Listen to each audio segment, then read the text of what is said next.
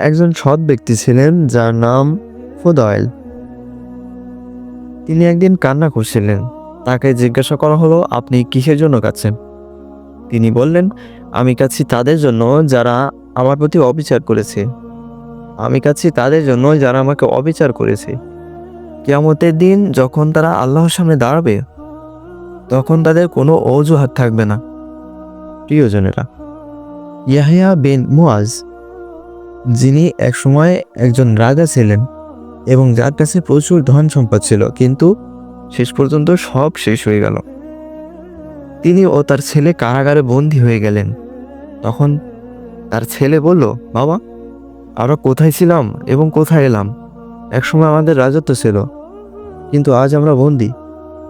তখন তিনি বললেন, হে আমার সন্তান, এটি এক মাজলুমের দোয়া যা রাতে করা হয়েছিল। আমরা তা ভুলে গিয়েছিলাম, কিন্তু আল্লাহ তা ভোলেননি।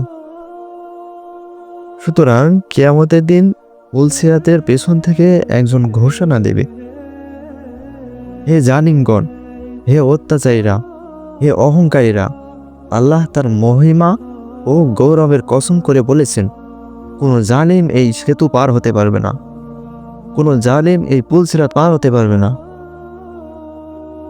এই জালিম সেই ব্যক্তি যে তার অধীনস্থদের প্রতি অবিচার করেছে, যে তার বোনদের উত্তরাধিকারী থেকে অধিকার হরণ করেছে, যে তার প্রতিবেশীকে অত্যাচার করেছে, যে তার শ্রমিকদের অন্যায়ভাবে শোষণ করেছে। তারা কি জানে না যে আল্লাহ বলেছেন, আমি আমার উপর থেকে অত্যাচার হারাম করে দিয়েছি এবং তোমাদের জন্য তা হারাম করে দিয়েছি, সুতরাং একে অপরের প্রতি জুলুম করো না। রাসূলুল্লাহ সাল্লাল্লাহু আলাইহি ওয়াসাল্লাম বলেছেন, অত্যাচারিতের দোয়া ও আকাশের মধ্যে কোনো প্রতিবন্ধকতা নেই।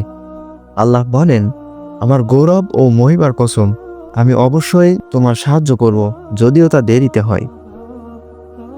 একজন রাজা একদিন তার প্রাসাদের জানালা খুলে দেখলেন এক বৃদ্ধা প্রাসাদের পাশে একটি ছোট কুঠির তৈরি করেছে। তিনি জিজ্ঞাসা করলেন, এটি কার কুঠির? তাকে বলা হলো, এটি এক বৃদ্ধার, যিনি কোনো আশ্রয় পাননি, তাই এখানে আশ্রয় নিয়েছে। রাজা আদেশ দিলেন, কুঠিরটি ভেঙে ফেলো। যখন বৃদ্ধা ফিরে এসে দেখল তার কুঠির আর নেই, তখন তিনি হাত তুলে দোয়া করলেন, হে আল্লাহ, আমি তো এখানে উপস্থিত ছিলাম না, তাহলে আপনি কোথায় ছিলেন? আল্লাহ তখন জিবরাইলকে পাঠালেন এবং সেই রাজা তার প্রাসাদের ছাদেই ধ্বংস হয়ে গেল। এটাই জুলুমের পরিণতি। জালিম যতই ক্ষমতাশীল হোক না কেন, একদিন তার বিচার হবেই। আর মাজলুমের দোয়া কখনো বৃথা যায় না। সুতরাং আমরা সকলে নিজেদের হিসাব করি, কারণ আমরা নিজের অজান্তেই অন্যদের প্রতি অন্যায় করতে পারি। আমরা আমাদের বাবা মায়ের প্রতি অবিচার করতে পারি, আমাদের স্ত্রীর প্রতি অবিচার করতে পারি, আমাদের সন্তানের প্রতি জুলুম করতে পারি। রাসূলুল্লাহ সাল্লাল্লাহু আলাইহি ওয়াসাল্লাম মুয়াজ রাদিয়াল্লাহু তাআলা আনহুকে বলেছিলেন, মাজলুমের দোয়া থেকে বেঁচে থাকো, কারণ এর মাঝে আল্লাহ ও তার মাঝে কোনো প্রতিবন্ধকতা নেই। একজন যুবকের মা করোনা ভাইরাসে আক্রান্ত হয়েছিলেন। হাসপাতালে তাকে দেখার অনুমতি ছিল না, তাই তিনি প্রতিদিন হাসপাতালের দেওয়াল বেয়ে উঠে তার মায়ের কেবিনের জানালার পাশে রাত কাটাতেন। একদিন তার মা মারা গেলেন।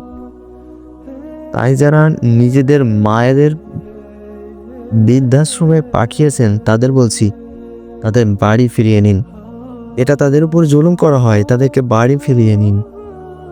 একজন ব্যক্তি হজ পালন করতে পারে, রমজানের রোজা রাখতে পারে, দান সদকা করতে পারে, কিন্তু তার বাবা মা অসন্তুষ্ট থাকলে তার সব ইবাদত আল্লাহর কাছে অগ্রহণযোগ্য হবে।